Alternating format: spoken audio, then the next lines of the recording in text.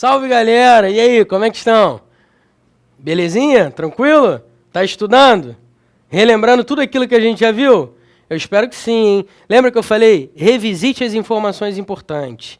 Aquilo que eu destaco, aquilo que eu faço questão de dizer a você, ó, isso aqui é importante, coisa e tal, esse é o grande barato dos concursos. Lembrando que esse curso é um curso de gramática voltado para concursos públicos. Não pense que você vai sair daqui graduado em letras. Você vai sair daqui preparado para resolver uma questão na prova. Beleza? Por isso que nem todos os assuntos eu trabalho com uma minúcia absurda. Por quê? Porque não se faz necessário. Algumas coisas são importantes para a prova de concurso. Outras coisas simplesmente não são. Beleza? Confie em mim e a gente vai conseguir trabalhar bem juntos para você chegar na hora da prova e mandar ver. Beleza? Bom, a aula de hoje, como você pode ver aí embaixo, está escrito morfologia, né? O que é a morfologia? A morfologia é a parte da gramática que estuda a estrutura das palavras, como é que as palavras são formadas e quais são os processos que a gente utiliza para formar mais palavras na língua portuguesa. Lembrando que são 380 mil ou mais palavras de acordo com o vocabulário ortográfico da língua portuguesa, que você encontra lá no site da Academia Brasileira de Letras. Beleza? 380 mil palavras? Imagina a quantidade de estruturas e de processos que a gente utilizou para formar palavras. E as palavras, elas vivem nascendo a cada tempo que passa. Nós estamos em 2012. Daqui a 100 anos... Pode acreditar, não serão só 380, vai ter mais. E as palavras vão se criando, porque as partes que compõem as palavras, elas se combinam formando novas palavras. E está entendendo morfologia? Quando a gente fala em morfo, está ligado aqui, forma, logia, estudo. Então o que é morfologia? É o estudo da forma das palavras, já que a gente está falando sobre gramática da língua portuguesa. Tranquilo? Estudo da forma das palavras, da estrutura das palavras, como elas se formam e também algo bastante importante, das classes de palavras, também chamadas de classes gramaticais. Classes gramaticais, classes de palavras, a mesma coisa. Beleza? O que são classes de palavras? Vamos lá. Vamos supor que você pertence a uma classe de alunos. Quando eu digo que eu estou dando aula para uma classe, isso significa o quê? Que são vários alunos dentro de um ambiente com o mesmo propósito, com a mesma intenção. Por exemplo, uma turma para fiscal da Receita. Só tem lá cabeçudo, que estuda pra caramba, que já tem doutorado, inclusive, e o cara tá lá estudando para fiscal da Receita, para ser feliz na vida. Aquela classe de pessoas são semelhantes. Concorda comigo? Por que são pessoas semelhantes? Porque elas pertencem a um grupo de pessoas que tem um determinado propósito, um determinado objetivo, que é passar para a fiscal da Receita. Eles são semelhantes nesse sentido. Então, eles pertencem a um grupo, a uma classe de palavras. Ah, Pestana, você está querendo dizer com isso que das 380 mil, tem uma porção que pertencem a um grupo específico? É isso aí. São 10 classes gramaticais. Lembra delas? Substantivo é a maior parte das palavras que tem no dicionário. Substantivo. Substantivo, adjetivo, artigo, pronome, numeral, verbo. Existem mais de 11 mil verbos, segundo o Domingos Pascoal Segala, que é um gramático conhecido. Até indico que eu acho que a leitura da gramática dele é legal. Temos também, além desses 6 que eu já falei, dessas 6 classes, desses 6 grupos de palavras que são semelhantes entre si. Temos também o advérbio, a preposição, a conjunção e a interjeição. 10 classes de palavras. Nós vamos estudar isso hoje. Não às 10, não vai dar tempo, obviamente. Mas eu já começo hoje a falar sobre a estrutura das palavras. Como é que as palavras se formam? Beleza? Vem comigo, olha aí, ó. Definição. Quando eu falo em definição, o que eu estou querendo dizer com isso? Definição é o que eu acabei de falar há pouco tempo. Morfologia, estudo da forma das palavras. E aí, dentro dos aspectos da morfologia, nós temos o que eu também já havia comentado, estrutura das palavras, processo de formação de palavras, temos também classe de palavras versus termos sintáticos. Ah, Pestana, por que você vai falar sobre isso? Isso aqui é bem legal, hein? Daqui a pouco você vai entender por que eu vou falar sobre isso. Classes gramaticais ou classes de palavras. É a mesma coisa, tá certo? A mesma coisa. Quando o cara pede para você classificar morfologicamente uma palavra, é também a mesma coisa. Quando o cara pede a classe gramatical da palavra, é a mesma coisa. Quando o cara pede a classe de palavra, é a mesma coisa. Substantivo, adjetivo, artigo, pronome, numeral, verbo, advérbio, preposição, conjunção e interjeição. Beleza? Eu vou repetir bonitinho, devagarzinho. Classes gramaticais igual a classes de palavras. Quando o cara pede para você classificar morfologicamente uma palavra, ele está pedindo para você classificar ou a estrutura, ou o processo, ou as classes de palavras ou classes gramaticais. Ou seja, aspectos relacionados à morfologia. Beleza? Vamos que vamos, hein? Vamos falar então de estrutura das palavras. Tá vendo essas palavras aqui, ó? Constituir, constituição, constitucional, anticonstitucional, anticonstitucionalmente. Tá vendo aqui, ó? Café, cafezal, descafeinado, cafeteria, cafetão. Essas palavras, elas têm uma forma. Quando a gente fala em estrutura das palavras, o que é isso? As palavras têm uma estrutura como um prédio tem uma estrutura. Beleza? Vamos lá, olha aqui para mim rapidinho. Imagina uma casa. Para uma casa ser levantada, é preciso uma estrutura, não é isso? Cava-se o chão, coloca-se cimento com ferro, não é isso? Pedra, faz a fundação, acho que eles chamam de sapata, não é isso? Eu não sou pedreiro, mas acho que é por aí. Aí faz a fundação. Depois da fundação, pronta, começa a levantar as paredes, não é isso? Aí começa a colocar fiação, aí teto, aí, enfim. Uma casa tem uma estrutura. Só que essa estrutura é formada por partes. Olha aí, ó, tem a fundação, tem a base, as paredes, aí depois tem o teto, aí janela, fiação, enfim. As palavras também têm uma estrutura. As palavras também são compostas de partes, de pedaços. Qual é o nome que eu dou a esses pedaços? Olha o nome técnico, anota aí. O nome técnico desses pedaços que formam a palavra é morfema. O que é um morfema, Pestana? Morfema, meu camarada, o morfema é a parte que constitui a palavra. Se eu tenho uma palavra que é constituída por vários morfemas, pode acreditar que essa palavra é grande. Agora, se tiver só 2 morfemas, a palavra não é tão grande assim, normalmente. É que nem uma casa, gente. Quanto mais partes tiver na casa, maior ela é, ou com mais qualidade ela fica, e por aí vai. Tranquilo? Vem comigo para você entender isso melhor. Constituir, constituição, constitucional, anticonstitucional, anticonstitucionalmente. Percebe que entre elas há uma parte, há um morfema, há um pedaço comum entre elas? Vê se não é isso aqui, ó. Constitui, constitui, constitui, constitui, constitui.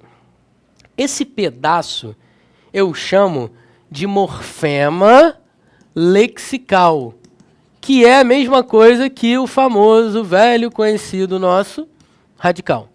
O que é o radical? O radical é a parte da palavra que te permite a formação de novas palavras a partir desse pedaço. Vê se não é verdade isso. Constituir, constituição, constituição. Entendeu? E por aí vai.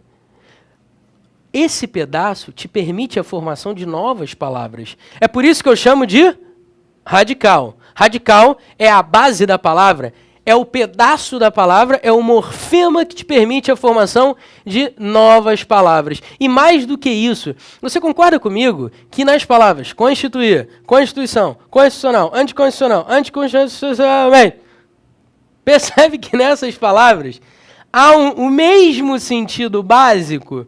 Por que há o mesmo sentido básico? Porque todas essas palavras têm o radical constitu no meio. Beleza? Constituir significa formar, realizar, promover. Constituir é você criar uma determinada forma e por aí vai. Agora, vamos lá. Falamos do constitu, que é um morfema, que é um pedaço da palavra, que é o radical. Vamos ver os outros pedaços. Tá vendo esse I? Esse é um outro pedaço. Que é esse, Pestana? Vou falar mais à frente. Esse R é um outro pedaço. Que R é esse, Pestana? Vou falar mais à frente. Constituição. Tá vendo esse I? É um pedaço. Vou falar mais à frente. Tá vendo esse são? É mais um pedaço. Vou falar mais à frente. O fato é, gente, a palavra que eu estou mostrando aqui para você, constituir, constituição e por aí vai, tem o mesmo radical. Depois, você tem, olha aí, ó, outros elementos, outros morfemas que vão se juntando à palavra e a palavra vai tomando novas formas. Olha isso, ante um morfema. Constitu, outro morfema. Sion, que é esse são aqui, que sofreu uma leve mudança na grafia. Ao, mente. Olha quantos morfemas eu tenho. 1, 2, 3, 4, 5 morfemas. 5 morfemas. Você ouviu isso? A palavra constituir, a partir do radical, eu consigo formar várias outras, desde que eu coloque pedaços, morfemas, para aumentar a palavra. Gente, olha para cá. Você tem noção? Já ouviu falar na palavra inconstitucionalissimamente? Já ouviu falar nela? Quer ver os pedaços dela? Vamos lá. Acompanha comigo. In é um morfema. Constitu é outro morfema. Sion é outro morfema. Aí vem o A, né? Sionalíssima. Esse A é um outro morfema. Líssima é um outro morfema. Beleza? Mente é um outro morfema. Eu não vou entrar em detalhes no A. Qual é a categoria de morfema do A? Do inconstitucional. Qual é a categoria do L? Do líssima. Eu não vou entrar em detalhes. O fato é, eu estou mostrando para você que a estrutura das palavras é composta de vários pedaços para formar a palavra que você quer. Beleza? Tranquilo? Os detalhes a gente vai ver daqui a pouco. Tranquilo? Vem comigo, olha para cá. Café, cafezal, descafeinado, cafeteria, cafetão. Eu acho que tem uma brincadeira aí, Pestana. Pode acreditar que tem. Agora, deixa eu te falar um negócio. Assim como no constitu, eu tenho aqui café, café, café, café. Não é isso? Daqui a pouco eu falo do cafetão. Café, café, café, café. Todas essas palavras aqui têm o mesmo radical. Sabe qual é o nome que eu dou a palavras que têm o mesmo radical? Eu chamo isso de palavras cognatas. O que são palavras cognatas? São palavras que têm o mesmo radical. Mesmo radical. Beleza? Palavras cognatas. Também chamado de família de palavras. Por que família de palavras? Porque é uma família de palavras. Beleza? Pô, é família de palavras porque é uma família de palavras. São palavras cognatas, gente. Tem o mesmo radical, beleza? Agora, cafetão. Pô, Pestana, cafetão não vem de café, meu camarada. Você tá me zoando. Eu estou te zoando mesmo. Mas por que eu estou te zoando? Porque cafetão parece, eu falei, parece. Parece que o radical é igual. Não parece? Porra, café, café. Olha aqui. Café, café, café, café. Chega aqui, irmão. Tu vai falar que é cognato de café. Você vai falar que pertence à mesma família de palavras. Adivinha? Wrong. Cafetão não vem de café. Na verdade, o radical de cafetão não é café. É cafete. De cafetizar. Daí, cafetina, que seria o feminino de cafetão. Todos nós sabemos o que é cafetão. Se você não sabe, recorra ao dicionário. O fato é, não tem o mesmo radical que café. Beleza, galera? E aí? Está entendendo a ideia de estrutura de palavras? Vem comigo. Tá tranquilo até agora? Está entendendo a ideia de estrutura das palavras? As palavras são compostas de partes, pedaços. Esses pedaços se unem e formam novas palavras. Qual o nome que eu dou a isso? Desses pedacinhos. Morfema. Beleza? Vamos lá, continuando, hein? Coisa linda de mamãe radical. Vamos falar sobre esses pedaços, esses morfemas que compõem as palavras. O radical, eu já falei, né? É a base da palavra. É aquele pedaço que te permite a formação de novas palavras. Casa, casarão, caseiro. Essas palavras pertencem a uma família de palavras. Por quê? Porque elas têm o mesmo radical. Não é a partir desse pedaço aqui, cais, que você forma a palavra casarão, caseiro, casamento. Você sabia que casamento vem de casa? Daí aquela expressão, quem casa quer? Casa. Olha aí. Beleza? Tranquilo? Olha aí, o mesmo radical, meu camarada. Radical é a base da palavra. Vamos ao afixo. Afixo, eu chamo o prefixo e o sufixo, a sua atenção. O que seria um afixo, Pestana? Um afixo, meu camarada, é um morfema que se liga ao radical. Ele pode vir antes do radical ou depois do radical. Beleza? Mas ele está sempre ligado ao radical, ou antes ou depois. Eu chamo de prefixo, porque ele vem pré-fixo. Ah, então você está querendo dizer que na palavra prefixo tem um prefixo. Exatamente. Porque olha só, fix é o radical, concorda comigo? Ó, de afixo, de fixar, de fixação. O que seria um prefixo? É um afixo, ou seja, é algo que gruda, que se fixa, pré, ou seja, antes. Caramba, que interessante. Então eu posso saber o sentido das palavras se eu entender o sentido dos pedaços dela. Ué, mas é exatamente isso, meu camarada. As palavras, quando são formadas por partes, e elas são formadas por partes, normalmente, é difícil ter só o radical, esses pedaços comunicam alguma coisa para você. Sufixo. Esse su é um prefixo também. Fix é o radical. Mas vamos lá, não vamos analisar tudo aqui não, senão a gente vai ficar maluco. Afixo. Eu tenho dois tipos. Prefixo, que é um morfema que vem antes. Sufixo é um morfema que vem depois. Sobre humano. Vamos lá, tem a palavra humano, aí coloquei um morfema antes da palavra humana. Percebe que eu coloquei o sobre para modificar o sentido de humano? Percebe que sobre humano é uma outra palavra?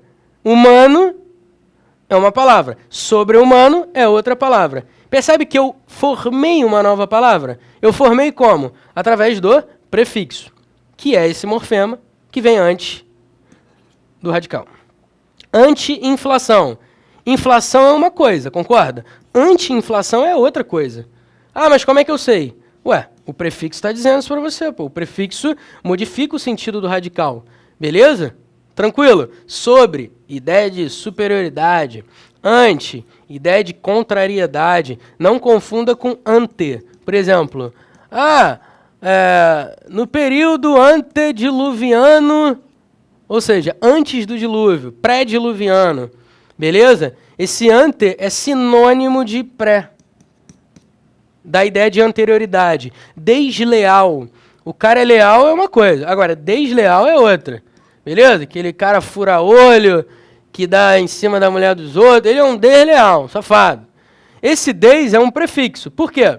Porque é um morfema, de novo, galera, é um morfema que vem antes do radical, modificando o seu sentido. Despedaçar.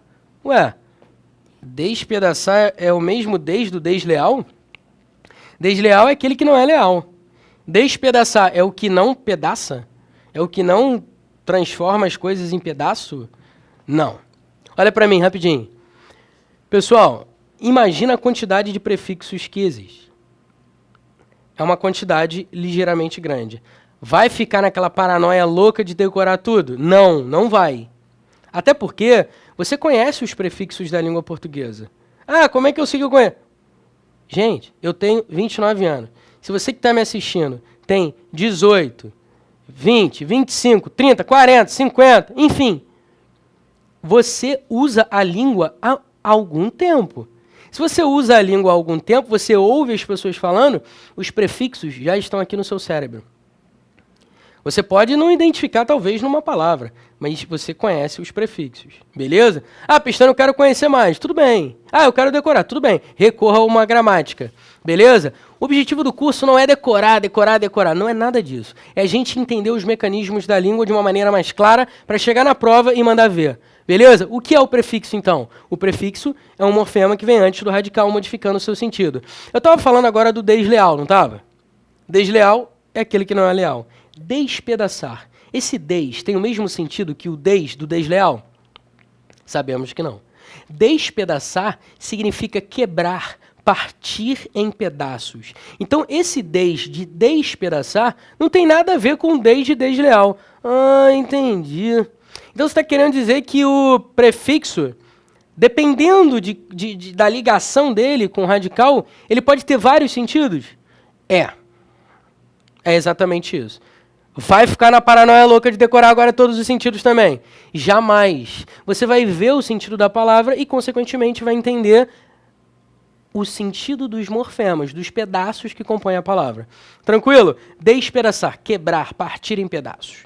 E o desinfeliz, hein? Ah, tu é um desinfeliz. Isso se fala muito no norte, no nordeste. Tu é um desinfeliz. Desinfeliz, o cara é feliz? Ou seja, infeliz é aquele que não é feliz. Desinfeliz é aquele que não é infeliz, logo ele é feliz. É isso? Claro que não. O desinfeliz o cara é muito infeliz. Infeliz no sentido bem negativo mesmo. Ah, você é um infeliz, um safado, um salafrário. O desinfeliz é mais do que isso. É uma ideia de intensidade. Interessante, né? Vamos lá, continuando. Humanizar. Vamos falar agora do sufixo. O sufixo é um morfema que vem depois do radical. Tá vendo esse izar? Esse izar é um sufixo. Pô, Pestana, como é que eu sei? Ué, é muito simples. Humano é o radical de humano. Humano mais izar, humanizar. Então, esse izar é um sufixo inflacionado. Eu tenho o verbo inflacionar, não é isso?